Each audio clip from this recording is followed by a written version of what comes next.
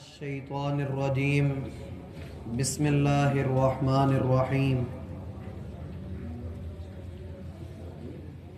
پچھلی آیات میں ہم نے یہ بات ملاحظہ کی کہ اللہ کے بندے داؤد علیہ السلام کو اللہ رب العالمین نے ایک آزمائش میں مبتلا کیا اور انہوں نے اللہ کے حضور گڑ گڑا کر توبہ کی تو اللہ رب العالمین نے نہ صرف یہ کہ ان کو معاف فرمایا بلکہ ان کی تعریف اور توصیف بھی فرمائی۔ کل کی باتوں میں ایک بات جو بڑی اہم آپ کے سامنے رکھنی تھی اس بات کو میں بیان کرنا چاہوں گا۔ معاملہ کچھ یہ ہے کہ لوگ کہتے ہیں کہ داؤد علیہ السلام کی وہ غلطی تو نہیں تھی کہ جو عام عوام میں اکثر مفسرین نے مشہور کی ہے، جو 99 عورتوں والا واقعہ ہے وہ تو ان کی غلطی نہیں تھی، لیکن ان کی غلطی کچھ اور تھی۔ اور وہ غلطی کیا تھی؟ آپ آیت نمبر 23 میں دیکھیں تو اس کا ترجمہ کچھ یہ تھا کہ یہ میرا بھائی ہے اور میری 99 دمبیاں ہیں اور اس کے پاس ایک دمبی ہے، اب یہ ایک دمبی بھی مجھ سے ہتھیانا چاہتا ہے۔ داؤد علیہ السلام نے ایک بندے کا موقف سنا اور اس کے بعد دوسرے کا موقف نہیں سنا، اور سیدھا اگلی آیت میں آپ دیکھتے ہیں کہ سیدھا اس کو کہا کہ یقیناً تم نے اپنے بھائی کا مال ہتھیانے کے لیے جو سوال کیے ہے وہ تم نے ظلم کیا ہے۔ لوگ کہتے ہیں، عوام الناس میں کچھ لوگ ایسے بھی ہیں، ایک گروہ یہ بھی پایا جاتا ہے جو کہتا ہے کہ داؤد علیہ السلام نے یہاں یہ غلطی کی کہ اس بندے کی بات نہیں سنی۔ دو بندوں کی لڑائی ہے، ایک کی بات سن لی، اب حق تو یہ تھا کہ دوسرے کی بات بھی سنتے، انہوں نے دوسرے کی بات سنے بغیر ہی فیصلہ کر دیا، لہٰذا یہ ان کی غلطی تھی جس کا بعد میں ان کو ادراک ہوا تو انہوں نے اللہ سے توبہ کی۔ حالانکہ یہ بات بھی سرے سے جھوٹی ہے۔ اگر کلام کے اندر کسی دوسرے فریق کے کلام کا ذکر نہیں کیا گیا، یہاں نہیں بتایا گیا کہ دوسرے بندے نے کیا کہا، ڈائریکٹ داؤد علیہ السلام کا فیصلہ سامنے رکھا گیا ہے، تو اس میں چند ایک باتیں ہیں۔ مثلاً یہ کہ یہ بات تو عام آدمی کی سمجھ میں بھی آ رہی ہے کہ جس کے پاس 99 دمبیاں ہیں وہ دوسرے کی ایک دمبی پر نظر رکھ کر بیٹھا ہے تو ظلم ہی تو کر رہا ہے۔ جیسے عام طور پہ یہی ہوتا ہے کہ جب کسی بندے کے پاس مال دولت کی کثرت ہو تو اس کی آنکھوں میں کتنی کو کمینگی ہوگی کہ وہ دوسرے کے 10 روپے پر نظر رکھ کے بیٹھا ہو۔ آپ یوں ہی سمجھ لیں کہ پراڈو سے اترے اور 5 کلو سیب خریدے اور ریڑی والے سے اس بات پہ لڑ پڑے کہ تو 5 روپے کم نہیں کر رہا اور سارا سودا چھوڑ کر آ جائے، ہم اس شخص کو کیا کہیں گے؟ بے وقوف آدمی۔ اب اس شخص نے بھی ایسے ہی کیا ہے تو اللہ رب العالمین نے اس کی جو آئیں بائیں شائیں تعویلیں تھیں، جو دلیلیں تھیں، جو اس نے اپنے دوسرے بھائی کو تو قابو کر لیا، اس کو بات سنا کر اس کو تو خاموش کروا دیا، لیکن اللہ کا وہ بندہ جو داؤد علیہ السلام ہیں جن کو اللہ نے قوت عطا کی ہے اور پھر فیصلے کی قوت جن کو عطا کی ہے، کیا وہ ان پر بھی غالب آ سکتا تھا؟ یقیناً نہیں۔ اس لیے اللہ رب العالمین نے اس بندے کے کلام کو یہاں ذکر ہی نہیں کیا۔ در حقیقت یہاں میرے اور آپ کے لیے جو سبق ہے وہ یہ کہ دوسروں کے مال پر نظر نہ رکھیں، اور اگر ہم ایک بڑی وسعت نظری اس کے اوپر ڈالیں تو آیت نمبر 17 میں حکم ہوا تھا کہ آپ صبر کیجئے اور ہمارے بندے داؤد علیہ السلام کا ذکر کریں جیسا کہ انہوں نے صبر کیا۔ لوگ ان کے گھر کی دیوار پھلانگ کر اندر آ گئے اور فیصلہ کروانا چاہیے تو یہ تھا کہ پہلے ان دونوں کو سزا دی جاتی کہ ہماری حکومت میں تم چوروں کی طرح آ رہے ہو ہمارے ہی گھر کے اندر، تو داؤد علیہ السلام نے وہاں صبر کا مظاہرہ کیا۔ دوسری بات جو کل ایک صاحب نے توجہ دلائی کہ آیت سجدہ گزری ہے تو کیا سب نے سجدہ نہیں کرنا تھا؟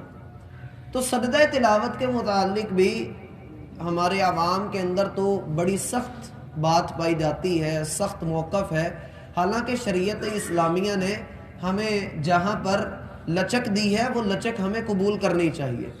رسول اللہ صلی اللہ علیہ وسلم سے ثابت ہے کہ آپ نے اس آیت کریمہ پر سجدہ کیا۔ قرآن کریم کے اندر کل کتنے سجدے ہیں؟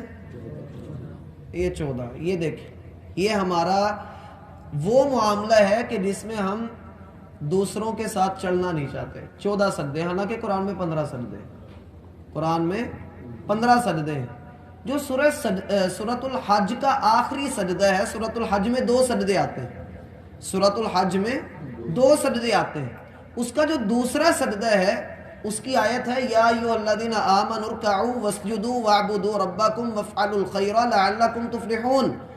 وہاں اللہ نے حکم دیا ہے ایمان والو رکوع کرو، سجدہ کرو، اپنے رب کی بندگی کرو تاکہ تم لوگ کامیاب ہو جاؤ۔ اللہ کے رسول صلی اللہ علیہ وسلم نے وہاں سجدہ کیا ہے۔ اور ہمارے جو قرآن ہوتے ہیں، اگر آپ دیکھیں کوئی بھی مصحف اٹھا کر پکڑیے، کوئی مصحف میں آپ کو دکھاؤں، اس میں لکھا ہوتا ہے کہ نہیں، اس کے اندر ہو سکتا ہے نہ ہو، اس کے اندر لکھا ہوتا ہے کہ عند الامام الشافعی۔ آپ اگر سورۃ حج کو دیکھیں تو اس کے اندر لکھا ہوتا ہے کہ یہ جو دوسرا سجدہ ہے یہ امام شافعی کے نزدیک سجدہ ہے، باقی تینوں اماموں کے قریب سجدہ نہیں ہے۔ یہ دیکھیں یہاں لکھا ہوا ہے السجدۃ عند الامام الشافعی، یہ اس کی آیت نمبر 77 ہے۔ یعنی امام شافعی یہاں سجدہ کرتے ہیں، بقایا اور کوئی سجدہ نہیں کرتا۔ اب سوال یہ آتا ہے وہ 3 امام ٹھیک ہے یا امام شافعی ٹھیک ہے؟ بات یہ ہے کہ امام شافعی یہاں ٹھیک ہے، زیادہ لوگوں کو نہیں دیکھا جائے گا۔ اللہ کے رسول صلی اللہ علیہ وسلم سے ثابت ہے کہ آپ نے یہاں سورۃ الحج کی آیت نمبر 77 پہ سجدہ کیا ہے، لیکن بقایا 3 کیوں نہیں کرتے تھے؟ ان کے پاس وہ حدیث نہیں پہنچی تھی۔ امام شافعی کے پاس یہ حدیث پہنچی تھی، اس لیے انہوں نے سجدہ کیا، بقایا سب سجدہ نہیں کرتے۔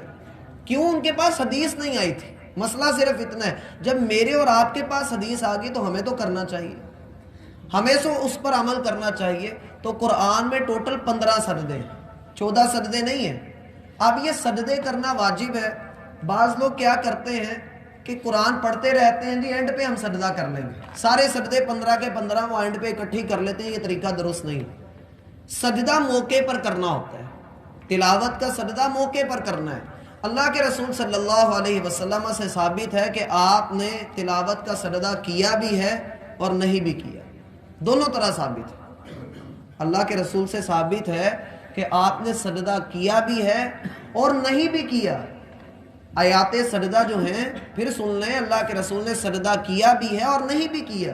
یہ واجب نہیں ہے، اگر کوئی کر لیتا ہے تو ٹھیک ہے، نہیں کرتا تو اس پر گناہ کوئی نہیں۔ اور آخری بات، کیا اس کے لیے وضو ضروری ہے؟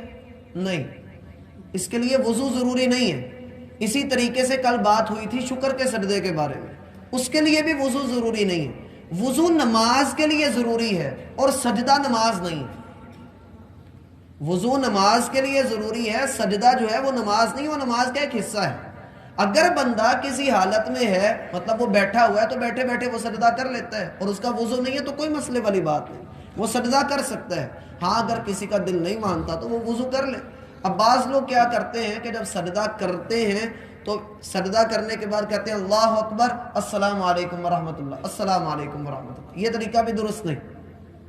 صرف سجدہ کیجیے اور سجدہ کر کے اٹھ جائیے، آتے جاتے بھی تکبیر کہنے کی ضرورت نہیں ہے۔ اگر آپ نماز میں ہیں، جیسا کہ امام نماز پڑھاتا ہے اور وہاں آیت سجدہ آتی ہے اور وہ سجدہ کرتا ہے تو پھر امام جاتے ہوئے اللہ اکبر کہے گا، پھر اٹھتے وقت اللہ اکبر کہے گا، کیونکہ ایک رکن سے دوسرے رکن میں داخل ہونے کے لیے اٹھتے وقت جھکتے وقت یہ تکبیر کہنی پڑتی ہے۔ ویسے عام بندہ اگر سجدہ کر رہا ہے اکیلا بندہ بیٹھ کر تو اس کو ایسا کہنے کی ضرورت نہیں ہے۔ اس میں پھر اہل علم نے اختلاف کیا کہ جاتے وقت اللہ اکبر کہے یا اٹھتے وقت صرف اللہ اکبر کہے یا دونوں مرتبہ اللہ اکبر کہے۔ یہ کوئی اتنا زیادہ مسئلہ نہیں ہے۔ اصل مسئلہ جو بتانا چاہ رہا ہوں وہ سلام کا ہے، لوگ سلام پھیر دیتے ہیں، یہ طریقہ کار بھی درست نہیں ہے۔ اسی طریقے سے اگر یہ بات چلی ہی ہے تو آپ کو ایک اور مسئلے کی طرف توجہ دلا دوں۔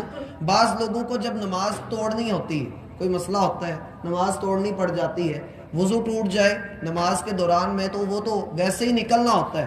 ویسے اگر کسی بندے کو کہا جائے بھائی اپنی نماز توڑ دو، آ جاؤ ہم جماعت کروا لیتے ہیں، یا اس کو کہا جاتا ہے پہلے یہ کام کر لو بعد میں اپنی نماز ادا کر لینا، وہ کیا کرتا ہے؟ اگر یوں کھڑا ہے تو کرتا ہے السلام علیکم السلام علیکم، دونوں طرف سلام پھیرتا ہے اور پھر چلا جاتا ہے۔ یہ طریقہ بھی درست نہیں۔ یہ طریقہ بھی درست نہیں ہے. کیوں؟ سلام اللہ کے رسول صلی اللہ علیہ وسلم نے نماز کے بالکل آخر پر رکھا ہے. سلام کا جو مقام ہے وہ بالکل آخر پر ہے، تشہد کے بعد ہے، اس سے پہلے سلام نہیں ہے. آپ یوں تو نہیں کر سکتے کہ اللہ اکبر کہہ کر قیام کریں، قیام کے بعد سجدہ کریں، پھر سجدے سے اٹھ کے رکوع کریں. ہم یہ نہیں کر سکتے، یہ نماز کی ترتیب کے اندر ہم خلل پیدا کریں گے. ایسے ہی سلام بالکل آخر پر رکھا ہے، تو سلام آخر پر ہی رکھنا چاہیے. اگر بندے نے نماز توڑنی ہے تو وہ اپنی نماز چھوڑ کر چلا جائے، اس کی نماز ٹوٹ گئی. بس یہ نہ کہہ رہے کہ ادھر ادھر سلام پھیرے تو پھر وہاں سے نکلے. بات کی سمجھ آ گئی؟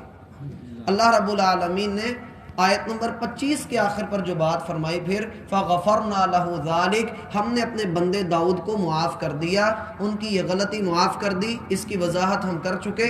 وَإِنَّ لَهُ عِنْدَنَا لَزُلْفَى وَحُسْنَ مَآب، اور داؤد کا ہمارے پاس بہت زیادہ قرب ہے اور بہترین اس کا ٹھکانہ ہے.